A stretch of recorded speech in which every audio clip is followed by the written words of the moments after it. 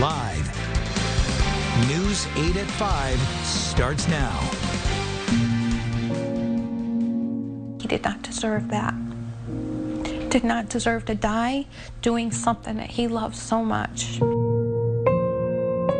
The faces of Bradley plane crash victims now emerging. That man was a good man. An insurance company analyst from East Granby. A retired Vernon police captain living in East Windsor. Survivors also identified. I thought that we had lost him. The names of all the victims of that crash released this afternoon. 7 of them confirmed or presumed dead. 66-year-old Gary Mazzone of East Windsor. He was a police captain in Vernon for more than 20 years, retiring in 1998. Mazzone then became an inspector with the State Division of Criminal Justice. He retired from the Litchfield State's Attorney's Office in January. 59-year-old Robert Riddell of East Granby. He was a husband, father, grandfather, and insurance company analyst. 64-year-old Robert Rubner of Tolland. 56-year-old David Broderick of West Springfield, Mass. 48-year-old James Roberts of Ludlow, Mass. The pilot, 75-year-old Ernst McCauley of Long Beach, California, and the co-pilot, 71-year-old Michael Foster of Jacksonville, Florida. Among the 7 injured, 28-year-old Andrew Sullivan of Enfield, an airport employee, 62-year-old Linda Schmidt of Suffield, and 62-year-old Tom Schmidt, 48-year-old Joseph Huber of Tariffville, 54-year-old James Trafficant of Simsbury, 36-year-old Andy Barrett of South Hadley, Massachusetts, and the flight engineer, 34-year-old Mitchell Melton of Dalehart, Texas. He was in the military, he was in the Army and the Air Force, and he was an aviation mechanic. He got offered this job, or it's not really a job, it was more like of a dream. And he told me that he wanted to travel all over for a couple months and that it would make him the happiest ever to be able to do that. So I just supported that. And Melton is hospitalized with broken bones and internal bleeding. As we mentioned, 59-year-old Robert Riddell of East Granby is among the dead, a husband, father, grandfather, and insurance company analyst. His wife says they plan to celebrate their wedding anniversary in just a few weeks. News 8's Kent Pierce talked to her today. Rob Riddell already took his wife Deborah to Pearl Harbor. They were planning a trip to Normandy, and then came the chance to fly in a real B-17 out of Bradley Airport. Deborah came along too. Yes, I was there to commemorate it, to photograph it, to film it.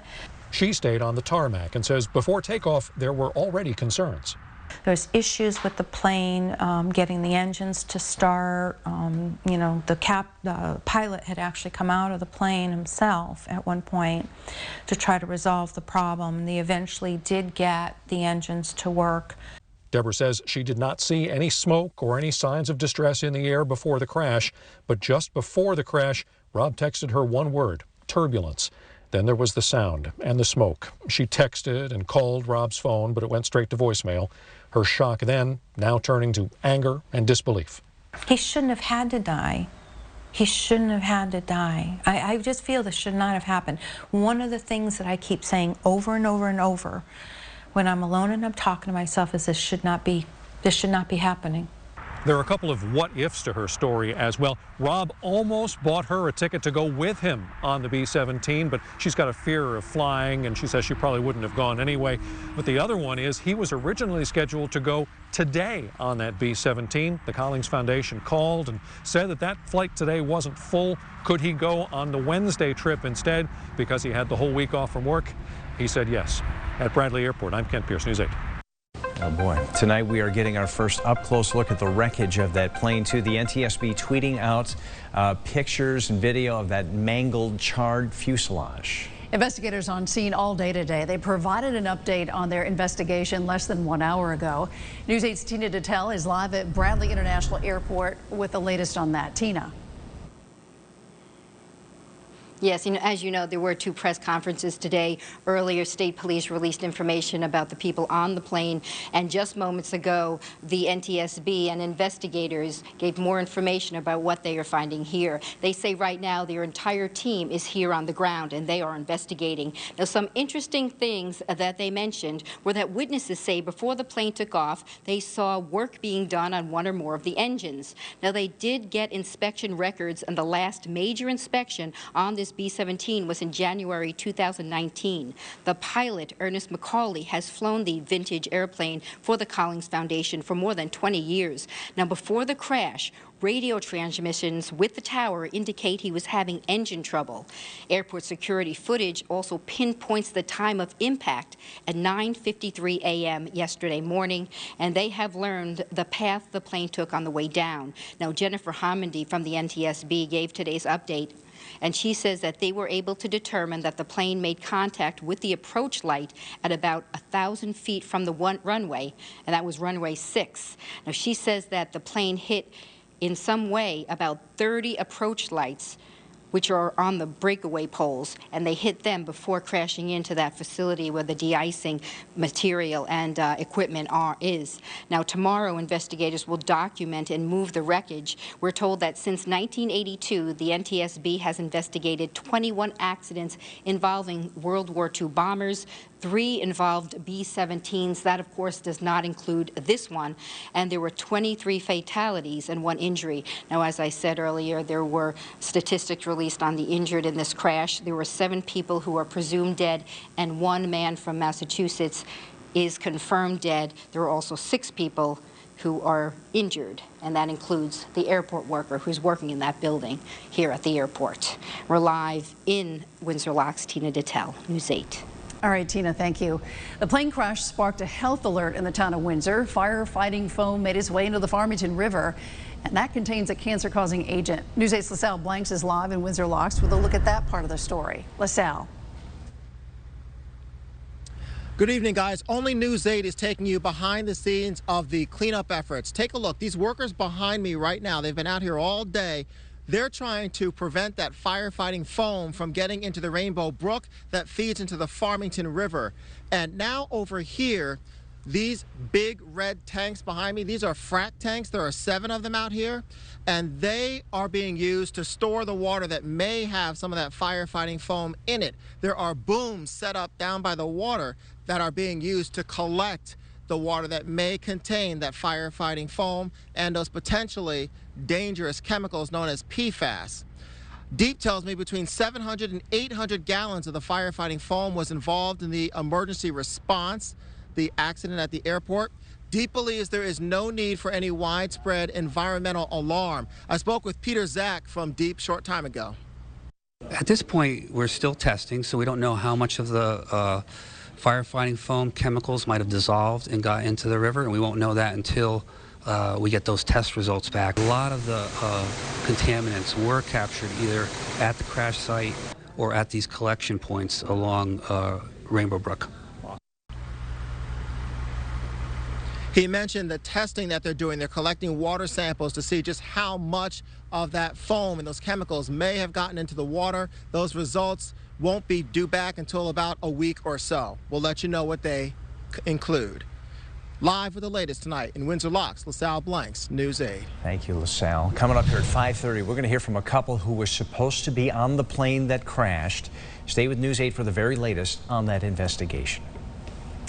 All right, turning now to the weather. This is a live look at New London. Kind of a dreary, cooler day and some rain, of course. Let's get right over to Joe. All right, Darren, thanks. Hi, everybody. Yeah, today we promoted a November-like day, and boy, has it been like that. Yeah, gray sky, a raw feel with the umbrella up. Temperatures 52 right now, Hartford. It has been today north and east where you've been a little less wet, but that's changing now. You can see the rainfall amounts up in a quarter-inch range in some parts of central and southwestern Connecticut. The rain is advancing more to the north and east now. And so we're rainy and raw as we go on through this evening. 40s in the northwest hills right now, 50s central and southern areas. So the periods of rain, drizzle, fog overnight tonight. Temperatures may actually come up a little bit overnight tonight. And then the sun's coming out tomorrow. And yes, we're talking about a nice day. and a real nice autumn weekend ahead. And the 8-day forecast coming up. Some breaking news for you tonight. The vaping crisis has turned deadly in Connecticut. The State Department of Public Health reporting one person in our state died last week from the lung disease related to vaping. The patient was in their 30s and was hospitalized for several medical conditions. DPH also confirming 6 more cases of lung injuries, bringing the total now to 25. All but 1 have been released from the hospital. Now a News 8 exclusive. The Yale police officer involved in a controversial shooting in New Haven has been cleared in a second incident. Terrence Pollock was investigated for a controversial traffic stop from March. A man says Pollock grabbed his car keys from the ignition with such force the key broke. An internal investigation found he broke no policy. Pollock was one of 2 officers who opened fire on an unarmed couple in New Haven back in April. A man is accused of exposing himself to a woman on a CT transit bus in East Haven. 40-year-old Bernard Moore was arrested Wednesday. Police say he changed seats on the bus to sit next to her, touched her thigh, and performed a lewd act. The woman got off the bus on Coe Avenue. Moore followed her into a gas station where she went for help. He's charged with public indecency and stalking. Police in New Haven searching for a suspect in several burglaries. Take a look. This is the suspect. Police say this guy's been breaking into places in the Beaver Hills neighborhood. The most recent burglary happened near Whittlesley Avenue. Mosquitoes trapped in Stamford have now tested positive for Triple E. The bug was caught near Intervale Road in the last week of September. It's the first Triple E mosquito trapped in Stamford since 2003. The Triple E virus has been detected in 25 Connecticut communities this year. 4 people have contracted it. 3 of them have died. Coming up here, a big day on Capitol Hill. A former State Department official testifying about the Ukraine controversy, who President Trump is now pushing to investigate Joe Biden. We'll look back at the tornado that ripped through Windsor Locks 40 years ago today. And here's what's coming up at 6 tonight. Another scam making the rounds. Eversource warning customers not to pay out.